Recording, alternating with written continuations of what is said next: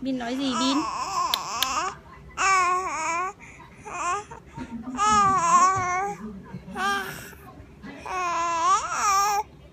Nói chuyện đấy. Nói gì nhỉ? Nói gì nhỉ? Cái gì đấy, cái gì nhỉ? Chó nhỉ? Nói gì nhỉ?